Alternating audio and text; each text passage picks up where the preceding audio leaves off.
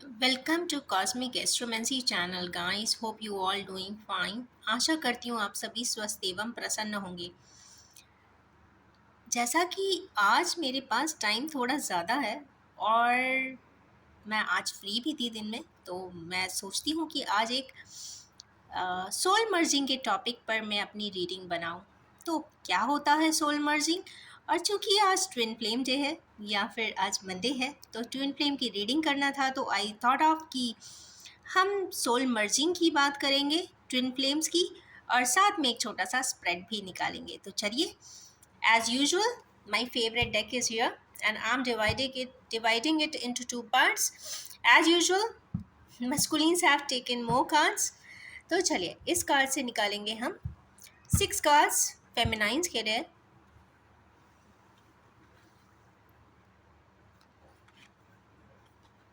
1, 2, 3,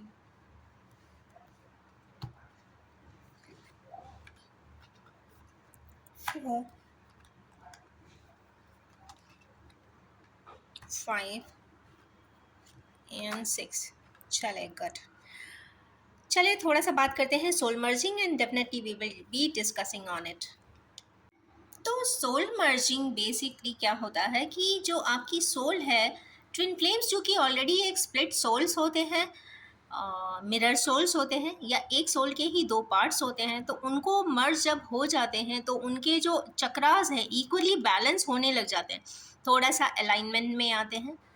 ये अचानक से तो नहीं होता, काफ़ी complications, complexes and transit timing से निकलने के बाद, बहुत सारे एनर्जीज़ की शिफ्ट हो जाने के बाद, मेजर शिफ्टिंग के बाद, या फिर काफ़ी पावरफुल सेपरेशन के बाद, जब बहुत सारी डिवाइन फेमिनाइंस बहुत सारे लेसन सीख जाती हैं, या डिवाइन मस्कुलिन्स भी अपने कुछ लेसन सीख जाते हैं जो बहुत इम्पॉर्टेंट होते हैं, उसके बाद सोल मर्जिंग ज़रूर होती है। हो सकता है कि किन्हीं डिवाइन फेमिनाइंस ने बहुत पहले भी शायद सोल मर्जिंग जैसा कोई प्रोसेस किया होता है, बट वो फिज़िकल एस्पेक्ट पे हो, क्योंकि कई रिलीजियस गुरुज या समवन लाइक दैट कभी कभी सजेस्ट कर देते हैं टिपिकलिटीज़ एंड कॉम्प्लेक्सिटीज़ को देखते हुए।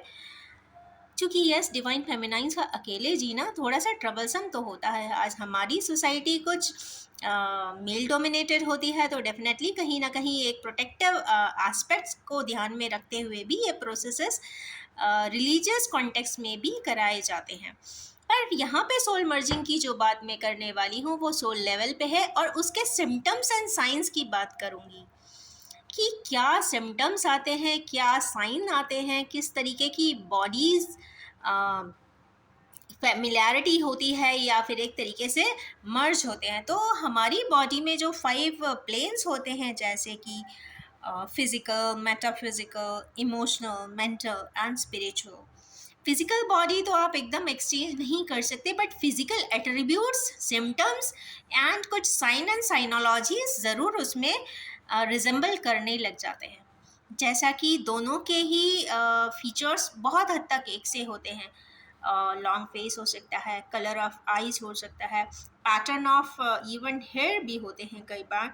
और कई बार ये भी देखने को मिला है कि जो एक एट्रीब्यूट्स होते हैं, जैसे कि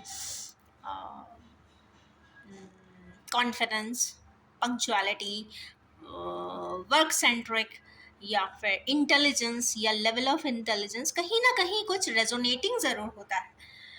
तो वो कहीं ना कहीं अगर नहीं भी होता है, किसी ना किसी एस्पेक्ट पे अगर कम भी होंगे, तो जिस समय सोल मर्ज होने लग जाएगा तो कहीं ना कहीं वो ओवरलैप करने के हिसाब से कहीं ना कहीं वो ऑटोमेटिकली डिवाइन फोर्सेस ही उसको असेंबल भी करते हैं, कॉम्प्लीमेंट भी करते हैं, मैनेज भी करते हैं, और उस लेवल तक, उस पोटेंशियल की हाइट तक ज़रूर ले जाते हैं कि आसानी से सोल मर्ज हो पाए।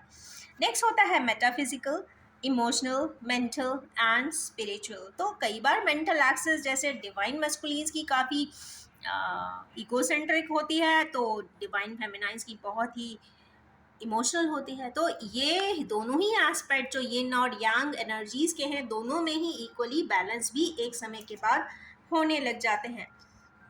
और एक होता है स्पिरिचुअल। तो क्योंकि डिवाइन मैस्कुलिन्स में स्पिरिचुअल एंगल थोड़ा सा कम ही पाया जाता है डे वन से, तो उसमें भी कंप्लीट फॉर्म लाने के लिए, उसमें भी कुछ लेवल अप ले जाने के लिए ऑटोमेटिकली कुछ इस तरीके के लेसन्स उनकी ज़िंदगी में ज़रूर आते हैं।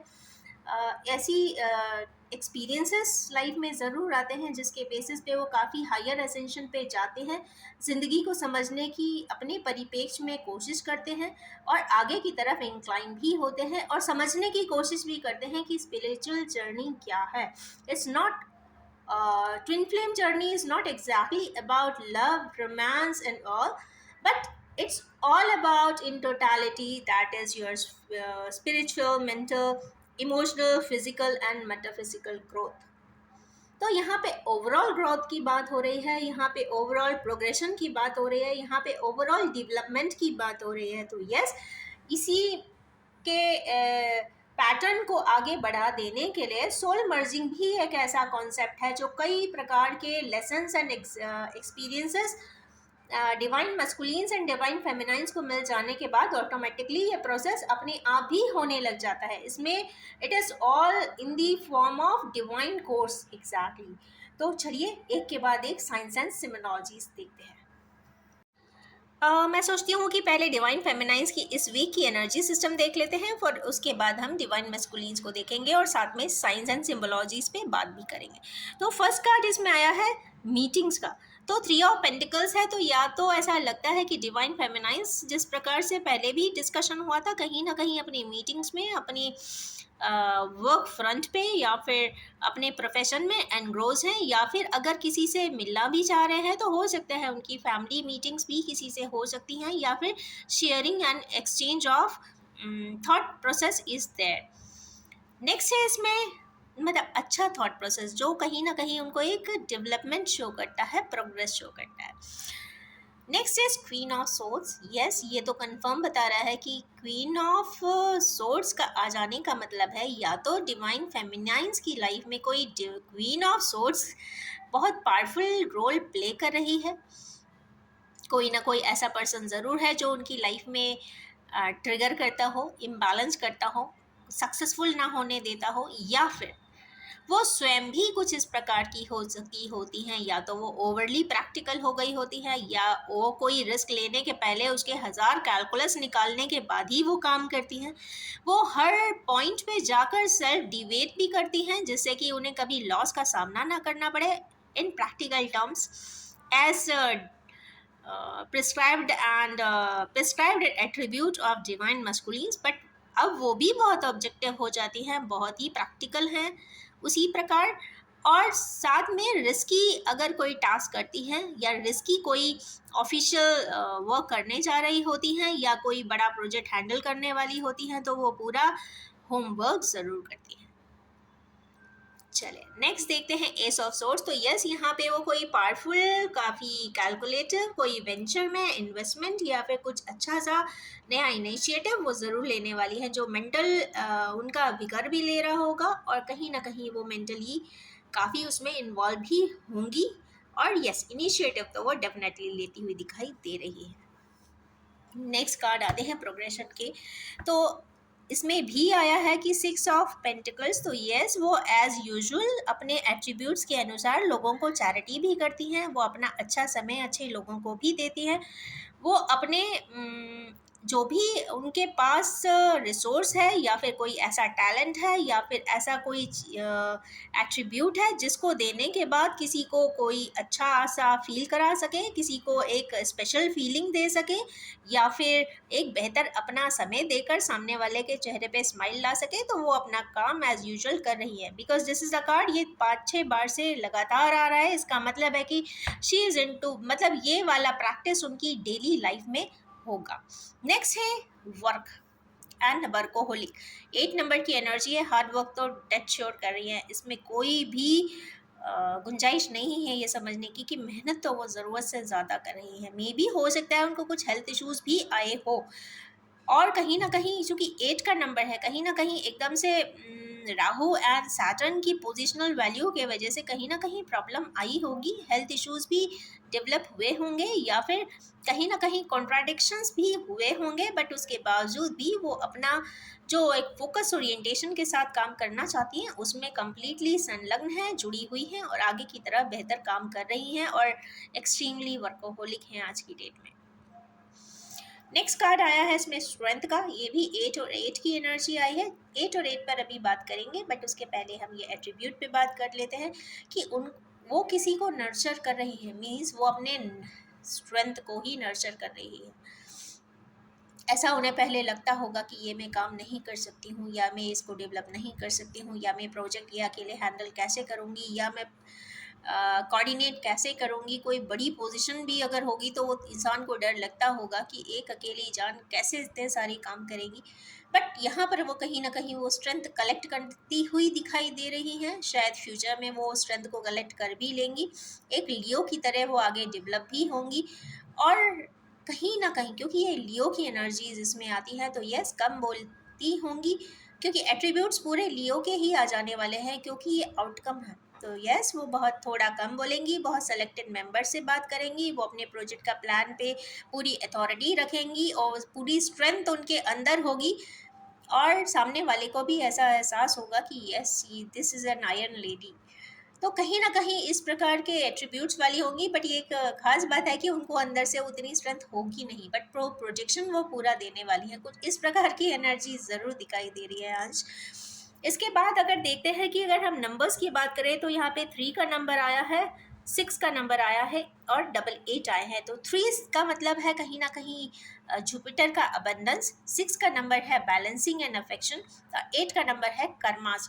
तो यस कहीं ना कहीं कर्मास की 88 की वैल्यू आ जाए और ये इनफाइनाइट का सिंबल आ जाए तो कहीं ना कहीं बहुत सारी चीज़ें वो जो भी कर रही हैं वो इनफाइनाइट वैल्यू के लिए कर रही हैं। वो सिर्फ अपने लिए भी नहीं कर रही हैं, वो अपने डिवाइन को पार्टनर के लिए भी कर दे रही हैं, क्योंकि उन्हें मालूम है कि उनका डिवाइन को पार्टनर कभी भी बहुत सारे काम नहीं करेगा, ना ही करता होगा, तो कितना वो ऑन द डबल वैसे ही कर देती है, जानते हुए और समझते हुए। बट उन्हें एक्सपेक्टेशन कुछ भी नहीं है, वो वापस किसी से कुछ भी नहीं चाहती है, कोई भी उनको उम्मीद नहीं है, कोई भी उनको एक्सपेक्टेशन नहीं है। बस यस वो अपना कार्य कर रही हैं और वो अपना कार्य करती ही रह जाना चाहती हैं। तो ये रही डिवाइन फेमिनाइंस की reading for this week.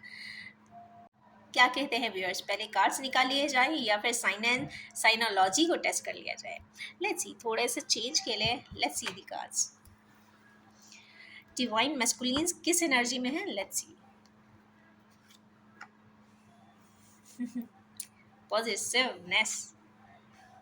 Okay, page of pentacles, emperors, king of cups, world. Good, wonderful cards, क्या बात है। चले, अच्छा लगा देखकर कि डिवाइन मैस्कुलिन्स जितने भी व्यूअर्स है हमारे इस चैनल पे उनके लिए काफ़ी अच्छा साइन एंड सिंबल्स ज़रूर आ गए हैं। चलिए पहले थोड़ी सी बात कर लेते हैं सोल मर्जिंग के साइंस एंड सिंबल की। इन टोटलिटी क्या होती है कि yin and yang energy basically दोनों ही पार्टनर्स में कम्प्लीटली अलाइनमेंट में आती है, कंप्लीट हो जाना चाहती हैं, बैलेंस हो जाना चाहती हैं। छोटे मोटे जैसे साइंस एंड सिंबल्स जैसे आते हैं कि कोई अगर इंट्रोवर्ट बहुत होगा तो वो थोड़ा सा एक्सट्रोवर्ट हो जाएगा, एक्सट्रोवर्ट वो नहीं हो जाएगा। अगर ऐसा डिवाइन मस्कुलिन होगा या डिवाइन फेमिनाइन होगा तो ऑन द कॉन्ट्ररी जो कॉम्प्लीमेंटिंग पर्सन है वो थोड़े से एट्रीब्यूट्स वैसे ज़रूर लाने लग जाएगा। कहीं ना कहीं टिंगलिंग सेंसेशन या फिर पिंचिंग सेंसेशन बॉडी में ज़रूर आते हैं, ऑटोमेटिकली आते हैं, बट आते ज़रूर हैं। कई बार ऐसा होता है कि इंसान की आदत होती है इग्नोर करने की, स्पेशली डिवाइन मैस्कुलिन्स बहुत इग्नोर करते हैं, पर उसके बावजूद भी एक समय ऐसा आ जाता है कि वो चाह कर भी इग्नोर नहीं कर पाते हैं, तो they it becomes uneasy to ignore many things.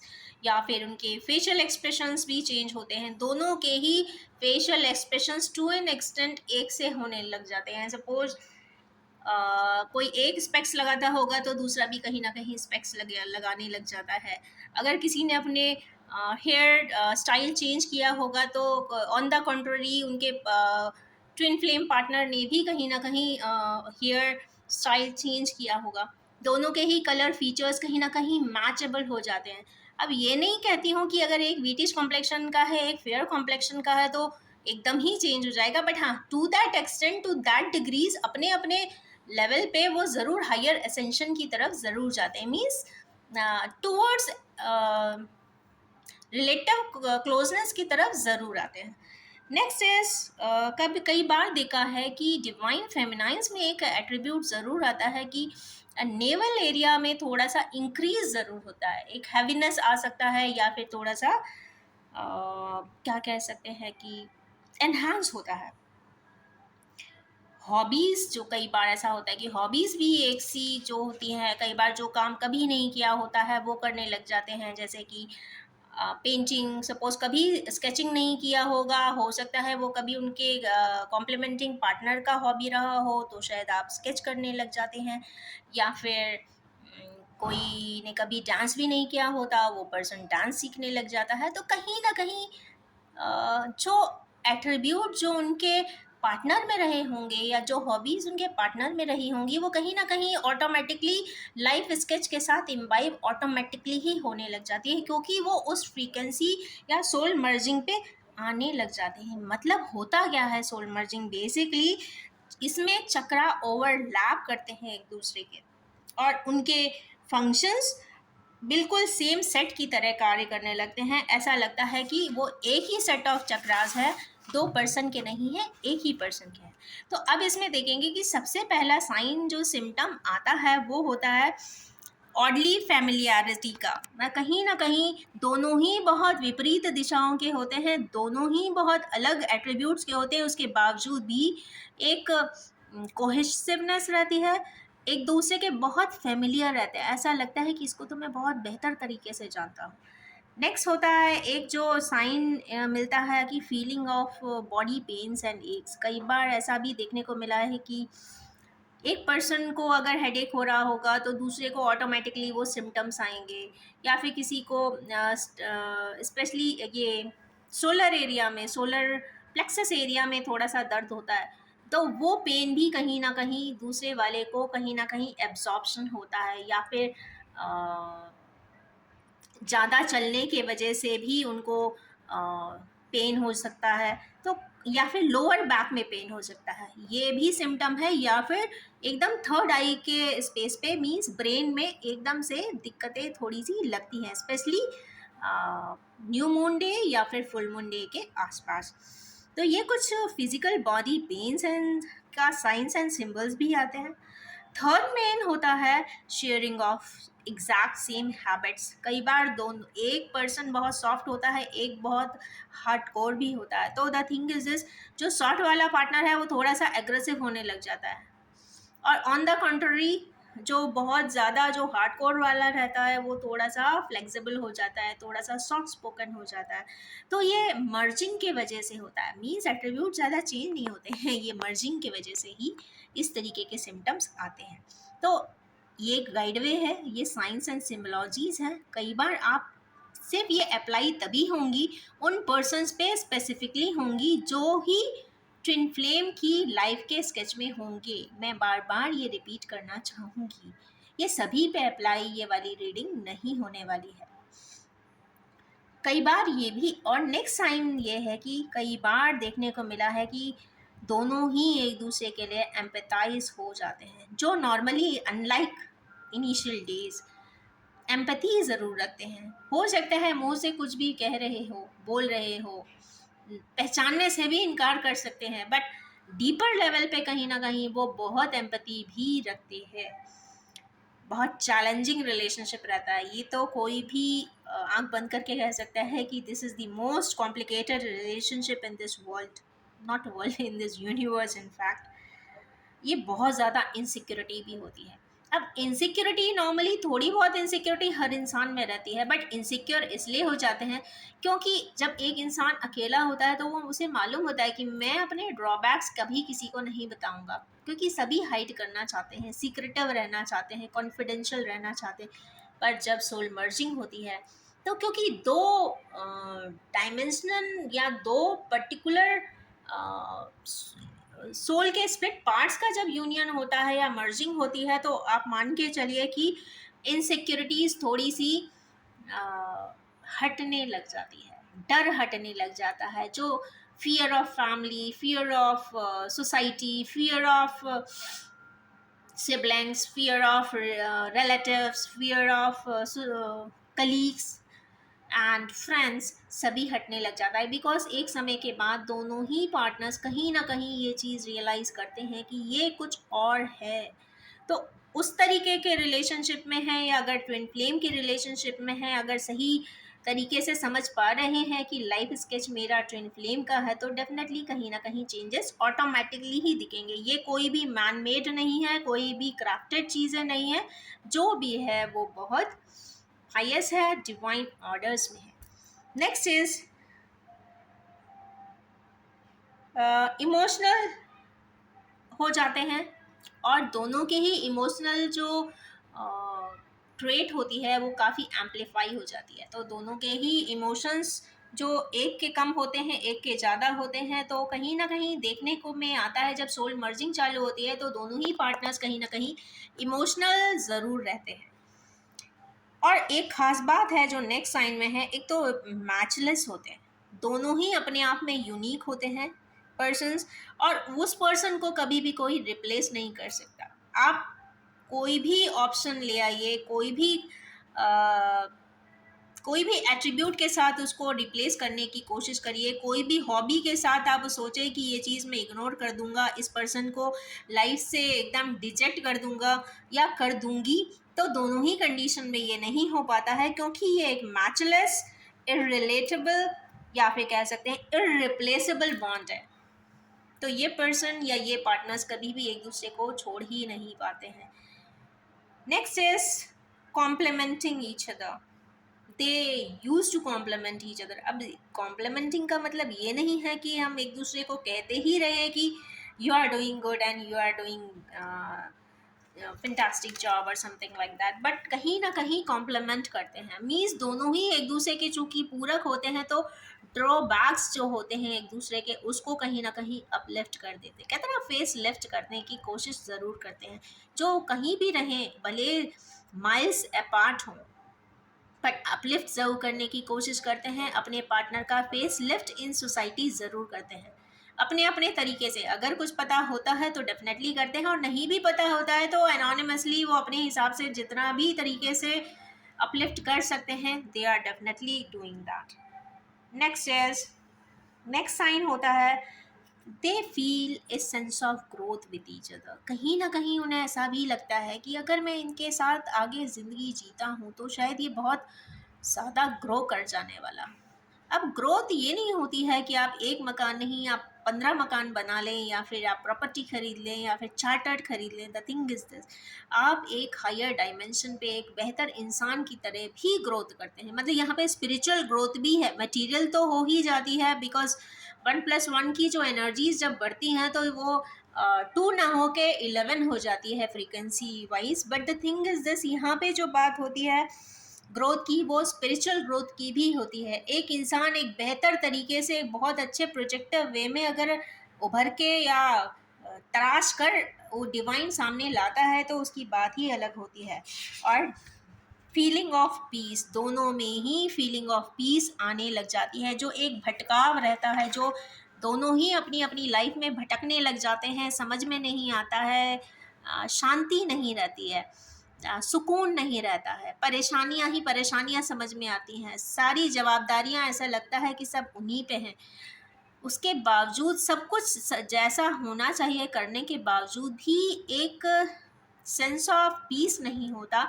तो जब सोल मर्जिंग हो जाती है तो पीस भी आने लग जाता है। तो इससे होता क्या है, they live apart, they live alone, but उसके बाद जब सोल मर्जिंग एग्जैक्टली प्रोसेस इसलिए होता है कि दोनों को दोनों की ही जगह पर रह लेने के लिए एक सपोर्ट सिस्टम का काम करती हैं वो वाइब्रेशंस। तो इन वाइब्रेशन से या सोल मर्जिंग से अब क्या होता है, तो यस, दोनों की ही जो एक वाइब्रेशनल इनपुट्स हैं या फिर रिक्वायरमेंट है, वो कहीं ना कहीं कंप्लीटनेस की तरफ लाती है।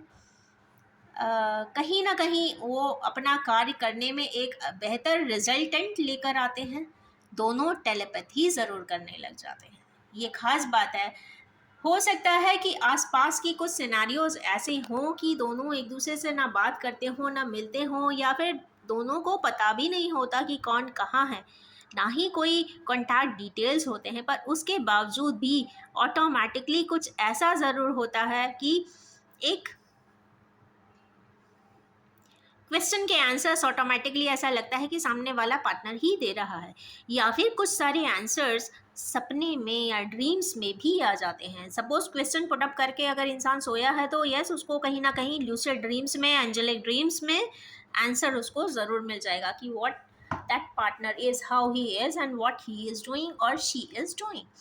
तो कहीं ना कहीं एंजल्स इसमें या डिवाइन फोर्सेस इसमें सपोर्ट करती हैं, क्योंकि वो रीयूनाइट करना चाहती हैं, क्योंकि वो चाहती हैं, ये ऊपर वाला ऐसा चाहता है। यहाँ पे हम मैन मेड थिंग्स या फिर ह्यूमन क्राफ्टेड थिंग्स या फिर ह्यूमन ब्रेन की बात यहाँ पे कतई नहीं कर रहे हैं। हम यहाँ पे सिर्फ डिवाइन ऑर्डर्स की ही बात कर रहे हैं। तो यस, डिवाइन ऑर्डर्स में सोल मर्जिंग सिर्फ इसलिए होती है क्योंकि वो डिवाइन भी देखता होता है कि भाई दोनों ही बहुत परेशान हो चुके हैं अपने अपने लेवल पे, कहते हैं ना, बहुत कॉम्प्लेक्सिटीज़ लाइफ में जी चुके हैं। अब थोड़ी सी राहत बनती है, तो यस, थोड़ी सी राहत वो सोल मर्जिंग के प्रोसेस से दे देते हैं, जिससे कि दोनों ही पार्टनर्स कहीं ना कहीं टेलीपैथी करके अपने कुछ कुछ कॉम्प्लेक्सेस को थोड़ा सा रिलैक्स कर ले जाते हैं, और यस, डिवाइन यूनियन की तरफ वो आगे की तरफ ज़रूर बढ़ते हैं। तो ये रही थोड़ी सी सोल मर्जिंग की एक रिसर्चेबल कुछ नॉर्म्स, साइंस एंड सिंबल्स। तो अब डिवाइन मस्कुलिन्स की बारी है, उनके बारे में भी थोड़ी सी बात कर लेते हैं कि भाई ये वीक तो उनके लिए बहुत वंडरफुल जाने वाला है। Mind blowing, it's really very wonderful cards are there on the deck, on the altar. Next, first one है पॉजिटिवनेस। तो हमारे किन्हीं व्यूअर्स जो डिवाइन मस्कुलिन की एनर्जी में है, अब डिवाइन मस्कुलिन की एनर्जी का मतलब आप समझिएगा, ये एनर्जी बेसिस पे बात हो रही है, जिसके भी ट्रेड्स मस्कुलिन की तरह होंगे उसकी बात हो रही है। अपने हिसाब से आप इसे रिलेट करें, और दूसरा ये ज़रूर इसमें चेक करें फाइनली कि क्या आप सच में डिवाइन मस्कुलिन की लाइफ स्केच में हैं। अगर होंगे तो ही ये आप पर अप्लाई होगा। तो यस, वो आज की डेट में बड़े पॉजिटिव हुए हैं, और बहुत सारी चीज़ें जो भी उनके जुरिस्डिक्शन में आती हैं उनको ऐसा लगता है कि ये मेरी हैं, ये मेरी कैपेसिटी की हैं, या मेरे पोटेंशियल के वजह से हैं, या मैंने इनको एक्वायर किया है किसी भी नॉर्म्स में, तो वो अपने पास तो रखना ही चाहते हैं। उसमें कोई भी इसमें संशय की बात नहीं है कि वो नहीं रखना चाहते। ये इतना बड़ा कप लेकर इसलिए आए हैं क्योंकि इसमें ढेर सारा प्यार है, या फिर ढेर सारा अफेक्शन है, और ढेर सारी खुशियाँ भी हैं। तो ये देना भी चाहते हैं, बट प्रोटोकॉल ये है कि ये चेयर की भी कुछ रिक्वायरमेंट है कि इस अथॉरिटी पे बैठकर आप आसानी से डिस्ट्रीब्यूशन नहीं कर सकते। डिस्ट्रीब्यूशन अगर करते हैं तो आपको बहुत सारे प्रोटोकॉल्स को पहले फॉलो करना होता है, और उसके बाद ही आप अपने मन का कार्य कर सकते हैं। तो yes, first complete the protocols and then do what you wish for. तो यहाँ पे किंग ऑफ कप्स अफेक्शन तो देना चाहते हैं, बहुत सबलाइन पर्सन भी हैं, बहुत अफेक्शनेट भी हैं, अपनी बात कहना भी चाहते हैं, बताना भी चाहते हैं, but yes, he is just like an coconut. ऊपर से वो ऐसा कुछ नहीं दिखाएंगे, क्योंकि ये यस, थ्रोन चेयर पे जो बैठे हुए हैं। किंग ऑफ कप्स का कार्ड आ जाने से कंफर्म हो जाता है कि डिवाइन मस्कुलिन्स भाई कहीं ना कहीं इमोशनल हैं, और इमोशंस एंड फीलिंग्स को समझ रहे हैं, और बहुत सारी चीज़ों को रिकग्नाइज कर रहे हैं, आइडेंटिफाई कर रहे हैं, और कहीं ना कहीं सोल मर्जिंग के प्रोसेस में भी हैं, क्योंकि किंग ऑफ कप्स आ जाने का मतलब है कि इमोशंस को बैलेंस हुआ है, या तो बैलेंस हुआ है या होने वाला है बहुत जल्दी। तो यहाँ पे बहुत अच्छी बात यह है कि चूंकि सोल मर्जिंग जब होती है, या कहीं ना कहीं ये मिररिंग वाला कार्ड मुझे दिखा है, तो जब मिररिंग हो रही है इसका मतलब है कि दोनों ही इमोशंस हैं, दोनों को ही इमोशंस हैं, दोनों ही एम्पथाइज भी हैं, और साथ में दोनों ही एक दूसरे की परेशानियों को भली भांति समझ भी रहे हैं, और दोनों एक दूसरे के कुछ ना कर पाने के एहसास को भी अंडरस्टैंड कर रहे हैं। ये सबसे बड़ी बात है कि दोनों एक दूसरे को समझ रहे हैं, that is fine and beautiful thing. Next card इसमें है वर्ल्ड का। तो यस, यहाँ पे कहीं ना कहीं ट्रैवल प्लान ज़रूर दिखाई दे रहे हैं, और हमारे किन्हीं viewers east west north south कहीं ना कहीं ट्रैवल प्लान्स बना रहे हैं। बिजनेस वेंचर की भी बात हो सकती है, और कहीं ना कहीं लाइफ एकदम ब्यूटीफुल हो जाने वाली है, एकदम कहते हैं ट्रांसफॉर्म हो जाने वाली है, या फिर एकदम से ही बदल जाने वाली है। कहीं ना कहीं एक 360 का रोटेशन यहाँ पे दिखाई दे रहा है। और यस, सैटर्न की एनर्जी है, तो cycle and phase changes there. Next है यहाँ पे किंग ऑफ पेंटिकल्स का कार्ड। ये कंप्लीट पेंटिकल्स आए हैं, मींस ग्राउंडेड है, हम्बल है, और सारी लग्जरीज है, सभी कुछ उनके पास है, और वो किंगशिप पे हैं। तो मींस आज की कार्ड रीडिंग में दो किंगशिप्स हमारे डिवाइन मस्कुलिन्स के पास आई है। तो it's the best best one, that is finance भी है, इमोशंस भी है, कंप्लीटनेस भी है, और एम्प्रेस भी आ गई हैं। तो कहीं ना कहीं वो कोशिश कर रहे हैं कि सारी चीज़ें रिजॉर्ट करके कहीं ना कहीं उसको कंप्लीट बैलेंसिंग दे दिया जाए। तो ये कहीं ना कहीं ये पूरी रीडिंग, या ये कहीं ना कहीं ट्विन फ्लेम्स की रीडिंग जो होती है वो कंप्लीटनेस के लिए होती है, कंप्लीट नेस लाने के लिए होती है, या सोल प्रोग्रेशन के लिए होती है। तो yes, completeness is the one word which comes out from this place, या from this reading.